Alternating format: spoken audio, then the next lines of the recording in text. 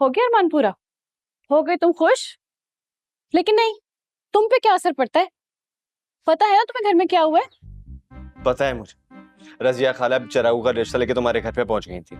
जी बिल्कुल। और अम्मी राजी भी हो गई हैं, ये भी पता कर लो। लेकिन बीना, तुम तो राजी नहीं हो ना? तुम तो ऐसे कह रहे हो जैसे मेरे राजी होने से कोई फर्क पड़ता है। अरे कम ऑन बीना, क्या बात कर रही हो? अब उपटन बाजी तुम्हारी मर्जी के खिलाफ शादी थोड़ी करेंगी। तुम्हारे साथ मसला क्या है मजहर? कब समझोगे तुम? तुम्हें पता नहीं है, मेरे अब्बू मेरी अम्मी को बहुत जवानी में छोड़ के चले गए थे अकेला।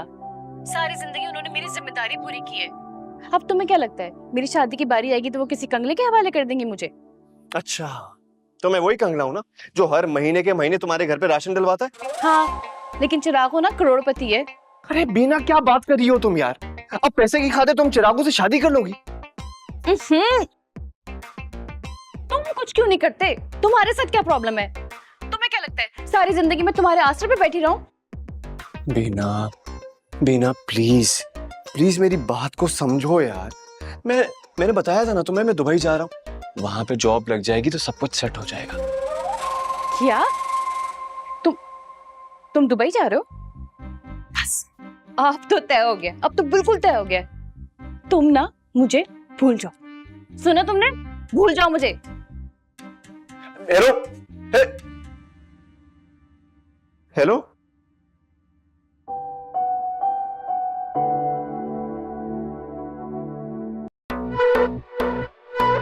क्या हो गया यार? सारी मुसीबतें हमारे लिए हैं यार। अब बीना चिरागू की बीवी बनेगी क्या? क्या उसे भूल जा यार, अब वो चराकू की हो गई है। मैं बता रहा हूँ, बीना सिर्फ मेरी है। देख भाई, मैं तो इतना गैरतमंद नहीं हूँ, लेकिन तू यहाँ से छलांग लगाकर खुदकुशी कर सकता है।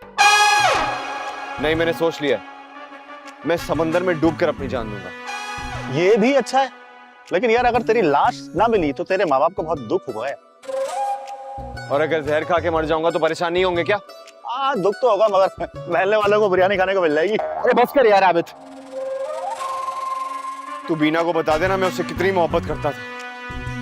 अरे बोल दूंगा यार, बल्कि तू ये काम क्यों नहीं करता, अपना वीडियो मैसेज बनाकर बीना को भेजता है। हाँ, ये ठीक रहेगा। ये ले। ओहो अम्मी, आपको समझ क्यों नहीं आ रही है? अम्मी, मैं एक पढ़ी लिखी लड़की हूँ, मेरे साथ एक पढ़ा लिखा लड़का होना चाहिए। और क्या ही क्रिएटिविटी उसे काम में, लोगों से कबाड़ लेके जाके बेच देता है। वाह। अरे उसका बाप बेचता था कबाड़ और वो मर चुका है। तो अम्मी, बाप जो करता है बेटा भी वही करता है। बिजनेस है ये, वो बहुत बड़ा बिजनेसमैन बनेगा। जानती हूँ कितना बड़ा बिजनेस है, मैं ही नहीं पूरा मोहल्ला जानता है ये बात। तो हम ये मोहल्ला ही छोड़ देंगे। हम मतलब ये कि मैं भी साथ ही जाऊंगी। उसने मुझे ऑफर किया ना कि मैं तुम लोगों के साथ ही रहूंगी तुम्हारी शादी के बाद। अच्छा है ना, मुझे भी ये मेहंदी उपटन ये नहीं बेचना पड़ेगा। अच्छा, तो अब समझ आई मुझे, आपने सारी प्लानिंग की हुई है। मेरे साथ मेरे जहेज में जाने का इरादा है आपका? तुम्हारे जहेज में मैं ही साथ जाऊंगी, और कुछ नहीं है मेरे पास तुम्हें देने को। अम्मी समझ क्यों नहीं रही है? मैंने तुम्हारा रिश्ता पक्का कर दिया, बस।